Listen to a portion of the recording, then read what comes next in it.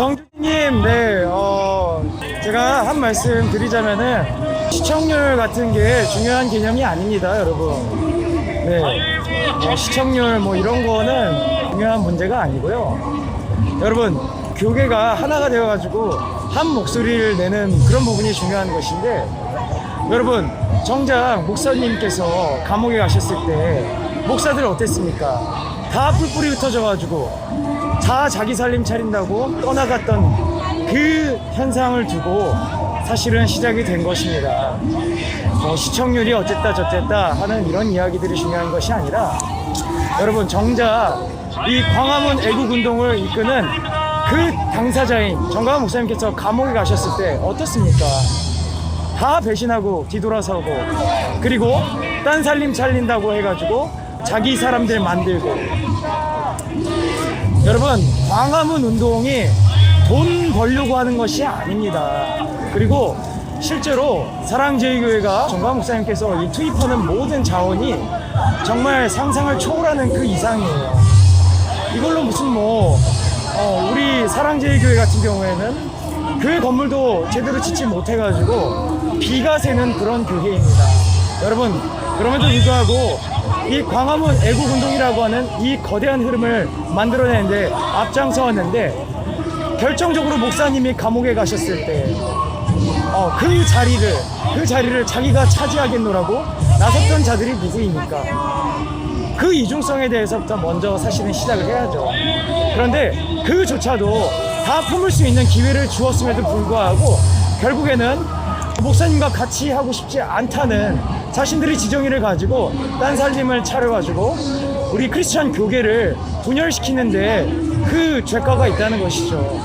그리고 개인적인 성품이야 더러운 말을 하는 특히나 했을 때 본인 같은 그런 부분들에 대해서 논평할 것도 없습니다.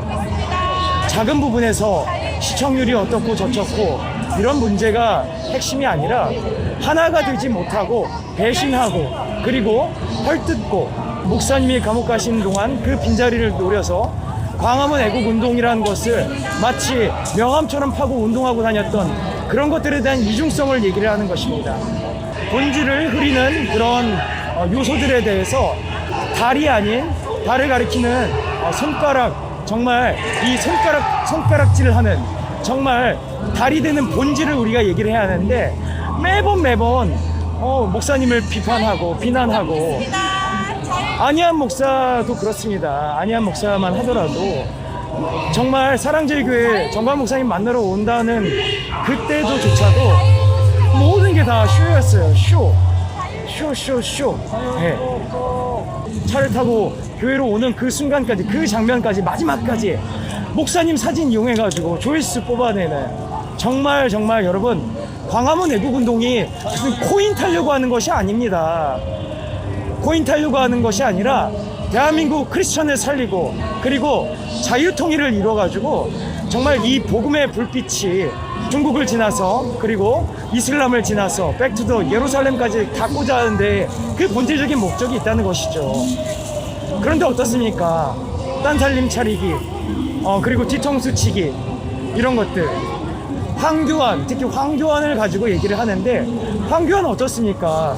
목사님이 경찰서에 구치소에 들어가는 동안 먼저 손절한 것이 황교안 측 입장입니다.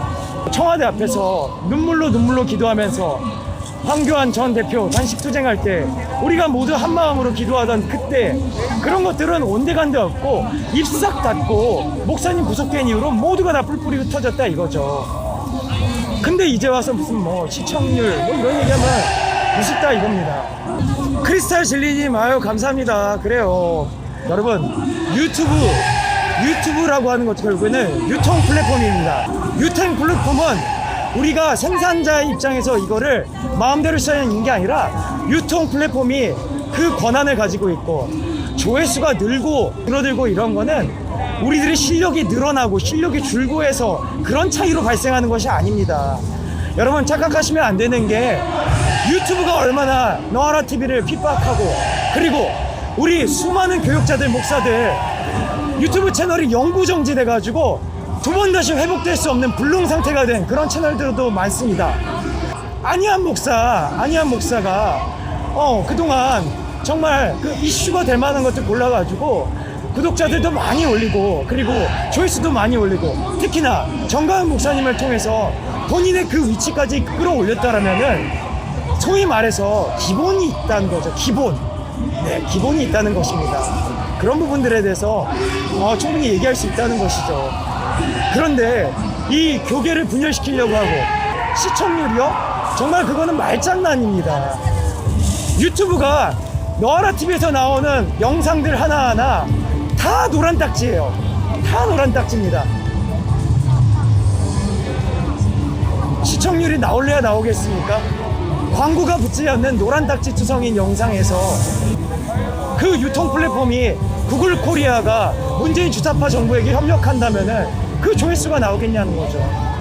뭐 그런 거는 부차적인 문제고, 오늘 크리스탈 진리님께서 말씀하신 것처럼 청계 광장 그리고 광화문 일대에 모인 이 애국 시민들의 이 모습만 보더라도 우리 자유파 애국 성도들이 아직 살아있고 그리고 대한민국에 희망이 있다는 것을 우리가 볼 수 있습니다.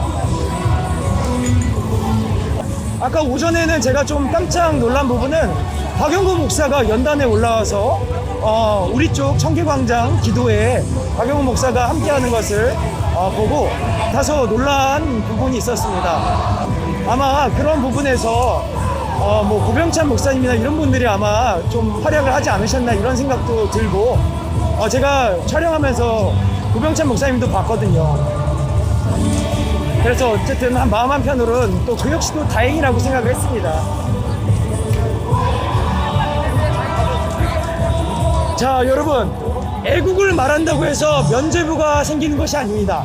애국을 말하지만 그 애국을 말하는 것이 분열을 초래하는 것이라면 그거는 죄입니다. 그래서 지금은 하나로 뭉쳐야 할 때고, 김병호 목사님이 늘 강조하면서 말씀하시죠. 누가 정가은 목사님 뭐 밑으로 오라고 했나?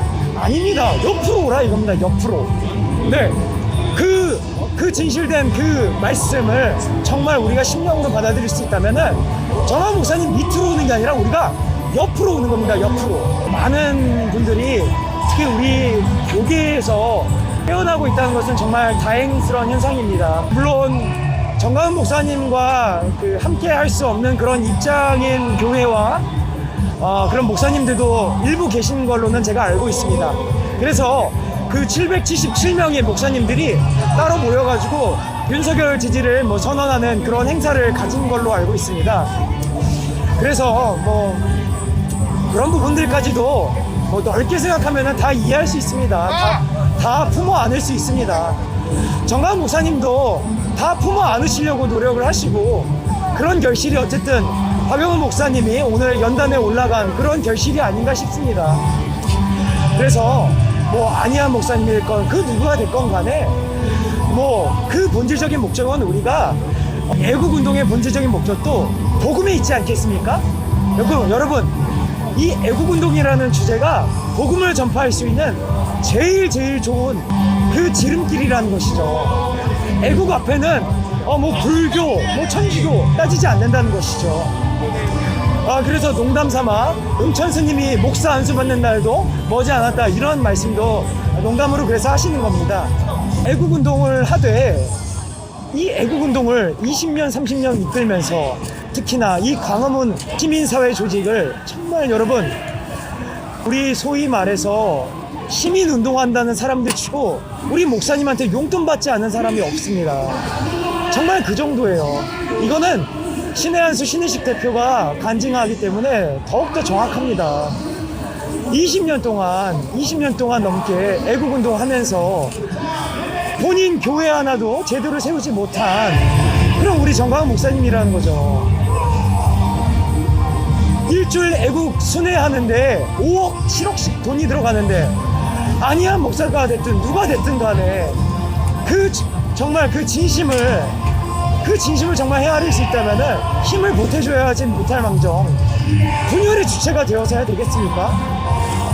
그래서 황교안 장로에 대한 책망을 정가은 목사님께서 하시는 겁니다. 교회를 이용해가지고 자기 정치 생명 연장시키지 말라 이거죠. 그리고 거기에 붙는 일부 교회 목사님들 이제 와서 황교안이 와가지고 도와달라고 해가지고 거기에 혹해가지고 넘어가서 정강훈 목사님과 반대의 길을 가는 그런 분열의 주체가 되지 말아주시기를 당부드릴 수 있는 것입니다.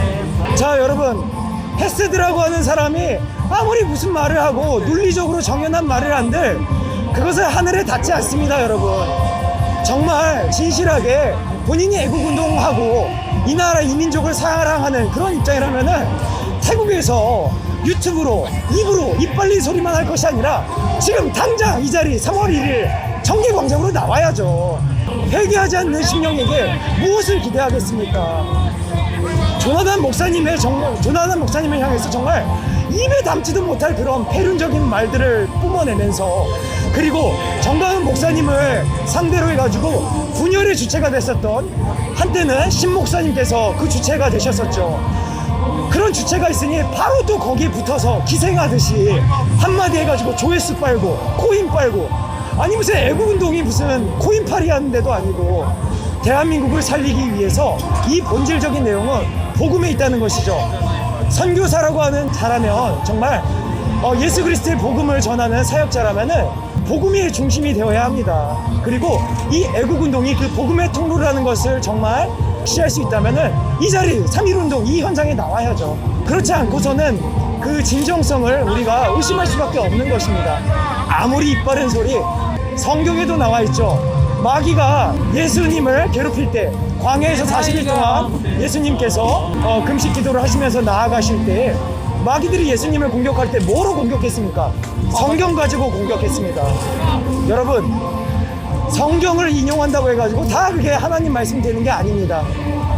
마귀조차도 예수님을 공격할 때 성경을 가지고 공격을 했어요.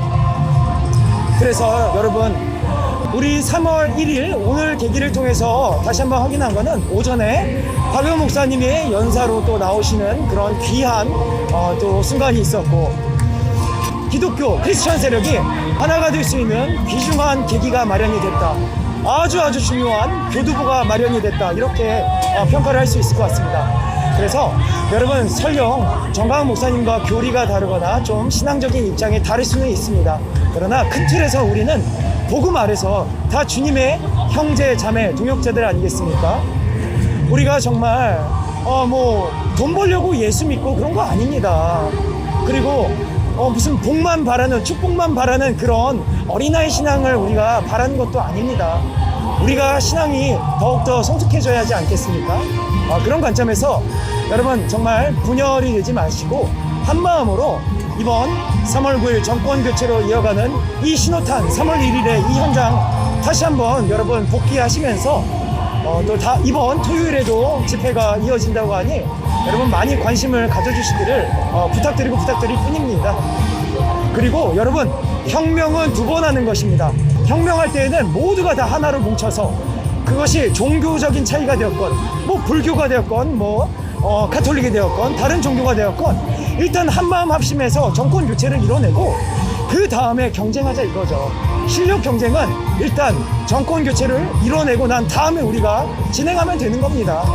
그것이 교리적인 경쟁이라면 그 이후에도 늦지 않아요. 근데 지금에 와서 시청률 얘기 이런 것들은 정말 작은 모래 아래 불과하다는 거를 제가 말씀을 드리고 싶습니다. 우리는 작은 것도 볼 줄 알아야지만 이 나무와 나무가 모인 큰 숲을 또 볼 줄 알아야죠.